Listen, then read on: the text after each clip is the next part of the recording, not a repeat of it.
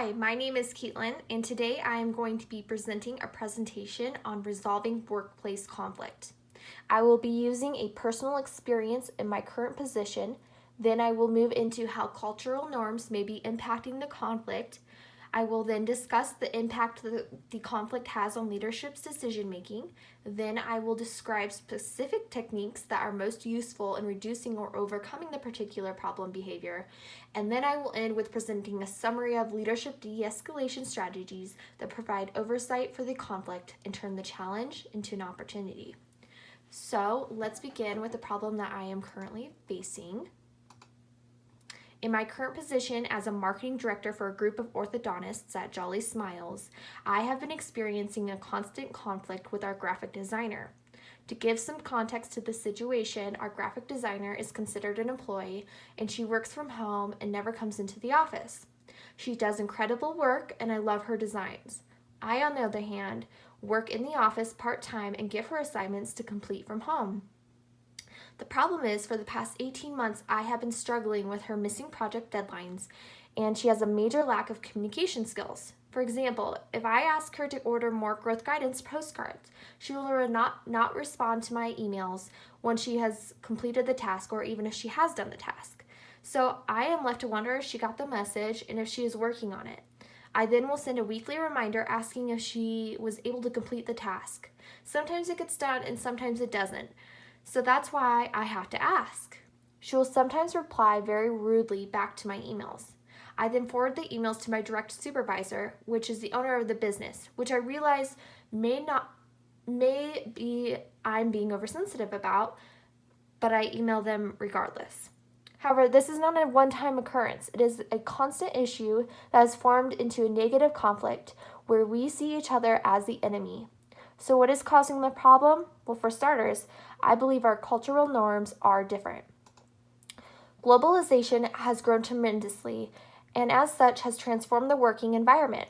While our graphic designer is not from a different country, she is from a different culture within the United States. I am from Colorado and she is from the East Coast. It has been found in the Pakistan Journal of Commerce and Social Services that language compatibility and misappreciations of cultural differences are the main contributors towards conflict in the workplace. Our different cultural backgrounds may be impacting our communication because she is very much to the point and not personable. That may have something to do with where and how she grew up. Our conflict with communication has not really impacted our leadership's decision making. The owners/doctors that I work for are staying out of it. However, research on strategic decision making has overemphasized the importance of cognitive conflict because of its potential benefits. Leadership, which in our case is the business owner/doctors, should be taking the role of being a trustworthy moderator. Studies have demonstrated that by being a trustworthy moderator, it is a part of strategic decision making. While the docs are taking a hands-off approach, they did set some ground rules on how the graphic designer and myself communicate. I believe they took this approach by keeping collaborative problem solving top of mind. According to the Frontiers of Psychology, collaborative problem solving is considered a key aspect of successful 21st century skills in the workplace and in everyday life in many countries.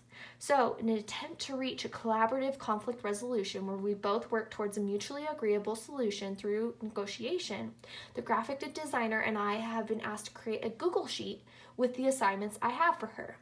So I created the sheet and shared it with both her and our supervisors. On the sheet, I put deadlines and project specifics. She is then to mark when she has completed the assignment. While this technique is semi-effective, it would have been more effective if the graphic designer and I had a sit-down face-to-face conversation about the problem. In this approach, I would have to take responsibility for dealing with the conflict. Then we would have to uncover the real problem. Maybe there is a reason why her work is almost always late. We would then have to ask questions and listen to one another.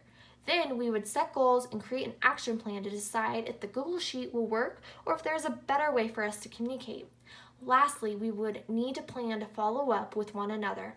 This would be a more effective technique because it does not skip the first 3 steps and goes straight to creating an action plan, which is what in reality happened. As a leader dealing with conflict in a aggression, it is critical to understand how to de-escalate a situation. Doug Knoll, who is a former attorney turned peacemaker, suggests that the key to de-escalating workplace conflict is to listen. It is critical to not go straight into problem-solving mode. Listen to employee emotions and use affect labeling, which helps identify emotions and states them back to the employee. This is a great way to de-escalate a situation before trying to get to the root cause of the issue.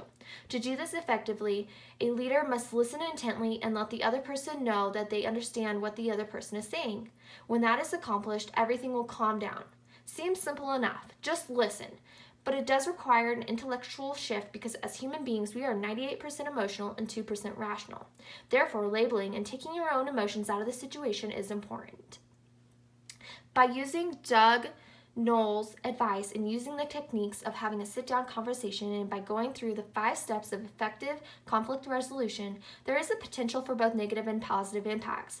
Negatively, sitting down face-to-face with the graphic designer may be uncomfortable, it may be awkward, it may be overall just unfavorable. I may not like what she has to say, and it may take more time to go through the entire process instead of just jumping to a solution. But the upside, this is a short term. It can be done in one sitting. Yes, we may have to go back and follow up on certain things, but it could be resolved, which leads to being positive long-term success of working relationship. We could have better communication, deadlines could be potentially met, and we can both leave the conversation with well-defined experiences. That alone would make the conflict resolution process all worthwhile. And here are my resources. I hope you enjoyed the presentation that dived in deeper on a personal conflict that I have experienced, analyzing how cultural norms have played a role in the conflict, along with leadership roles and techniques and how to de-escalate. Thank you. Have a great day.